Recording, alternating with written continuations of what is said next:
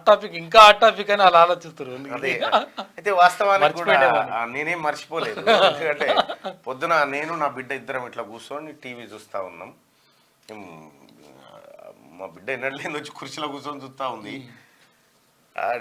Morning టైంలో. సరే, ఏదేమైనప్పటికి కూడా నిన్న కల్వకుంట్ల కవితని సారాదందా కేసులో అరెస్టు చేయడం జరిగింది. ఎన్ఐఏ చెప్తున్నటువంటి మాట ప్రకారం అసలు ఏంది సారాదంద, ఏంది ఈ వ్యవహారం, ఏంది దీని వెనకాల ఉన్న మతలాబ్ ఏంది, ఒక్క 5 నిమిషాలు మాట్లాడుకుందాం. కేసీఆర్ ఎలక్షన్ ర్యాలీ దగ్గర నుంచి అంటే 2014 నుంచి మనం ఒక టాపిక్ తీసుకొని రావాలి. ఏమంటాడు కేసీఆర్ అంటే, అవినీతికి పాల్పడితే నా బిడ్డనైనా నా కుటుంబ సభ్యులనైనా జైలుకే పంపిస్తా తప్ప ఎట్టి పరిస్థితుల్లో ఉపేక్షించను అనేటువంటి మాట చెప్పిండు కేసీఆర్. ఆ తర్వాత పరిణామాలు మీ అందరికీ తెలుసు. రెంటెడ్ ఇంట్లో బతుకుతున్నటువంటి కల్వకుంట్ల కవిత దర్జాగా బంజారాహిల్స్లో 1 ఎకరం జాగాలో ఇల్లు, వేల కోట్ల రూపాయల ఆస్తులు పోగేసి అయ్యే అధికారాన్ని అడ్డం పెట్టుకొని అనేక దందాలలో ఏలుబెట్టింది. తర్వాత అనేక సందర్భాల్లో కేసీఆర్ కూడా, కేటీ రామారావు కూడా అన్నాడు. కేసీఆర్ అన్న మాటల కానించే తీసుకోవాలి మనం వాస్తవానికి కూడా. ఎందుకంటే నిన్న టీఆర్ఎస్ పార్టీ నాయకులు చాలామంది మోడీ డౌన్ డౌన్ కాదు, కేసీఆర్ డౌన్ డౌన్ అంటే అసలు లెక్క. విషయం ఏంటంటే, నిన్న కవితను అరెస్ట్ చేసిరు. కవితను ఇగో తప్పకుండా నేను శాసనసభకు హామీ ఇస్తా ఉన్నా అధ్యక్ష, పెద్దలందరికీ హామీ ఇస్తా ఉన్నా, రాజకీయ అవినీతికి పాల్పడే వాళ్ళు నా కుటుంబ సభ్యులైనా సరే జైలుకు పంపిస్తే తప్ప క్షమించాలని కూడా ఈ సందర్భంగా మనవి చేస్తా ఉన్నా అధ్యక్ష. ఇక అదెందుకని విషయం ఏంటంటే, ముఖ్యమంత్రిగా ఉన్నప్పుడు కేసీఆర్ చెప్పినటువంటి మాట, అవినీతికి పాల్పడితే నా బిడ్డనైనా కుటుంబ సభ్యులనైనా జైలుకే పంపిస్తే తప్ప ఉపేక్షించారనేటువంటి మాట కేసీఆర్ చెప్పిండు. సో దాని కొనసాగింపుగా కేటీ రామారావు గారు కూడా ఇక్కడ అదేంటంటే అడ్డంగా దొరికిపోవడం, దొరికిపోయిన తర్వాత మిద్దులెక్కి అరవడం, బుకాయించడం, నేరమే జరగకపోతే తప్పే చేసి ఉండకపోతే ఇంత భయం ఎందుకండి? పైపెచ్చు దొంగకు నోరెక్కువ అని, ఉల్టా చోర్ కొత్వాలకు డాటే అని నైతిక బాధ్యత, సిగ్గు ఏమైనా ఉంటే విచారణకు ముందుకు రావాలి. ఇది పద్ధత? విచారణ చేయనివ్వరా? అయినా దాచేది లేకపోతే భయం ఎందుకండి నేను అడుగుతా ఉన్నా. తప్పు చేయకపోతే భయం ఎందుకు? విచారణ ఎదుర్కోవడానికి భయం ఎందుకు పడాలి? కోర్టుకి ఎందుకు వెళ్ళాలి అంటే ఆలోచించవలసిన అవసరం ఉంది. ఒకవేళ తప్పేం లేకపోతే క్లీన్ చిట్ కూడా ఇస్తాం, భయపడాల్సిన. అదే ఇప్పుడు ఈ మాటలు వాళ్ళ నాయన మాటలు.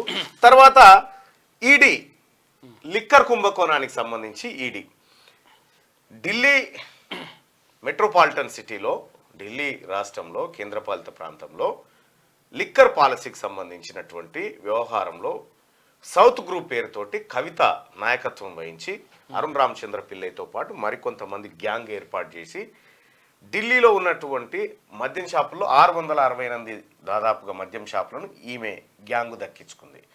దానికోసం ఆ పాలసీలో ఈమె దక్కడం కోసం ఆమ్ ఆద్మీ పార్టీకి 100 కోట్ల రూపాయలు ముడుపులు ఇచ్చినట్టుగా ఇది ప్రధాన ఆరోపణ. ఇక ఆ తర్వాత ఈడీ అనేక సార్లు సిబిఐ కూడా విచారణకు పిలిస్తే మీకు 2-3 సార్లు విచారణకు పోయింది. ఏది మన అప్పుడే కదా, ఏది సెల్ ఫోన్లను గుండ్రాల మీద వేసి గుద్ది పలగొట్టి తీసుకపోయి ఇచ్చింది అని అదే కదా ఆరోపణ అదంతా. అయితే నిన్న కూడా ఒక 16 ఫోన్లు స్వాధీనం చేసుకున్నారంట. ఆ తర్వాత నిన్న అరెస్ట్ చేస్తున్నటువంటి క్రమంలో ఆమెను విచారణ 4 గంటల పాటు చేసి అనంతరం ఆమెను ఢిల్లీకి తరలించారు. ఢిల్లీకి తరలించేటువంటి నవ్వుకుంటూ పోతా ఉంది. ఇక్కడ ఉన్నటువంటి టీఆర్ఎస్ పార్టీ కార్యకర్తలకు కొద్దిగా బుద్ధి ఉండాలి. ఆమె ఏమైనా బాధపడితేనే మీరు బాధపడాలి. ఆమె నవ్వుతోటి ఉంటే ఎంత సంబరంగా ఉండాలి, మనం ఇంకా సంతోషంగా ఉండాలి కదా. అక్క కళ్ళల్లోనే ఆనందం ఉన్న తర్వాత ఇక తమ్ముళ్ళు మీరు ఏడ్చి పొడబొబ్బలు పెడితే ఏమొస్తుంది? అక్క ఎంత సంతోషంగా ఉంది చూడు, అది వాళ్ళ బావ హరీష్ రావు ఇంకా పోదేమరా అన్నట్టుగా, ఇక తీసుకపోరేమరా నాయన అన్నట్టుగా. మీకు ఇగో కేటీ రామారావు అన్న బావ ఈ అప్పగింతల కార్యక్రమం జరుగుతూ ఉందన్నట్టు. ఇక్కడ నిన్న జరిగింది అదే. మనం ఊర్లో ఏది పెళ్లి చేస్తే కనుక సాయంత్రం పూట అత్తగారింటికి జాగా తోలుతాం చూడు, గట్ల అనిపిస్తుంది అన్నట్టు. ఇగో గిట్లా ఈ రకంగా సాగనంపుడు అప్పగింతల కార్యక్రమం అయింది. అయిపోయిన తర్వాత బీఆర్ఎస్ పార్టీ కార్యకర్తలు కొంత ఏదో హడావిడి చేసి అడ్డుకోవాలి, అదేదో ఏదో చిన్న ప్రయత్నం అయితే చేశారు. అంటే సహజంగా చేయాలి కూడా, అది చేయకపోతే కూడా మళ్ళా ఎవడు పట్టించుకుంటలేడు. విషయం ఏంటంటే హైదరాబాద్ లో ఉన్నటువంటి జిహెచ్ఎంసీ పరిధిలో ఉన్నటువంటి టీఆర్ఎస్ ఎమ్మెల్యేలు కానీ కార్పొరేటర్లు కానీ ఎవడు పోయి తొంగి చూసిన పాపాన నిన్న, ఎవడు పోయి తొంగి చూసిన పాపానే పోలే. ఇక నిన్న ఇక్కడ ఉన్నటువంటి మంది మార్బలం మందని చూస్తూ ఉంటే ఆమెకు పులకింతగా ఉంటుండే గతంలో. ఇగో ఎయిర్పోర్ట్లకి ఏం పట్టుకపోతుంటే చూడుర్రి చెల్లె పరిస్థితి ఎంత గమ్య గోచరం అంటే, అయ్యో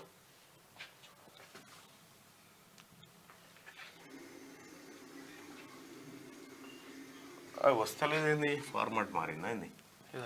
నేను ఫార్మాట్ వేరే ఫార్మాట్ పంపిస్తాను.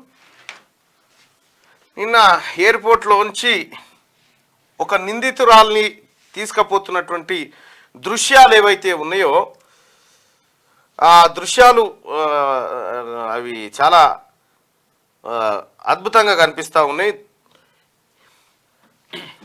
కానీ ఏ మాత్రం అదురు బెదురు లేకుండా దిగ్విజయంగా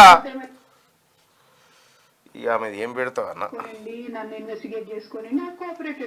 అంతే.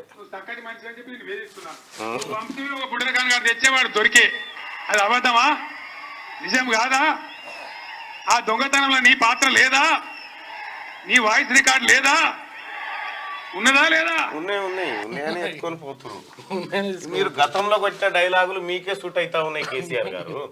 ఇగో ఎయిర్పోర్ట్లకి ఏం తీసుకపోతుంటే చూడ పరిస్థితి, దొంగని తీసుకపోతురు, దొంగని తీసుకపోయి అగో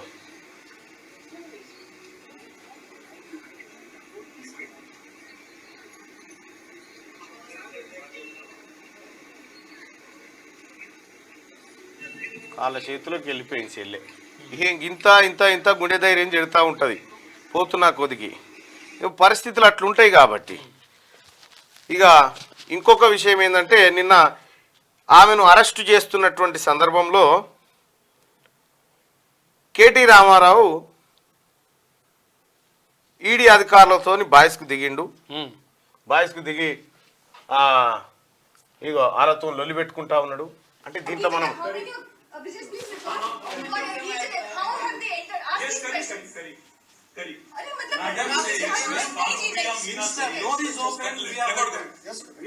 Madam Bhanupriya Meena says,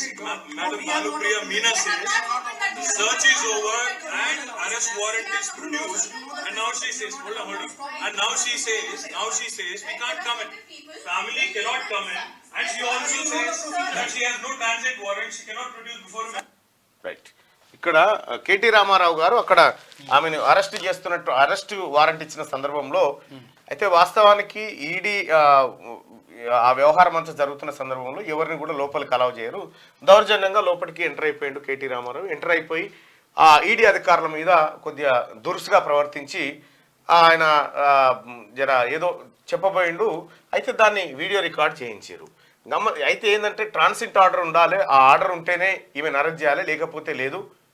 అంటే కేటీ రామారావు ఏం చెప్తుంటే తెచ్చుకుంటే అన్ని తెచ్చుకోవాలి కానీ మళ్ళీ బెయిల్ వస్తే ఎట్లా మంచిగా పకడ్బందీగా తీసుకుపోయి పకడ్బందీగా తీసుకుపోయి అనే ఆయన దాని అర్థం అదే. అంతే. ఇప్పుడు ఏదో ఈయన అడ్డుకుంటుండు ఈడీని ఏం అడ్డుకోలేడు ఈయన. కానీ సగం కాయిదాలతో ఎందుకు వచ్చారు, సగం కాయిదాలతో ఎందుకు వచ్చారు, మొత్తం దేకపోయారు, చెల్లె బాగానే గుంజిందిడా అని చెప్పి ఆ కార్యక్రమం ఏ కాయిదం లేకుండా మమ్మల్ని అరెస్ట్ చేస్తావు.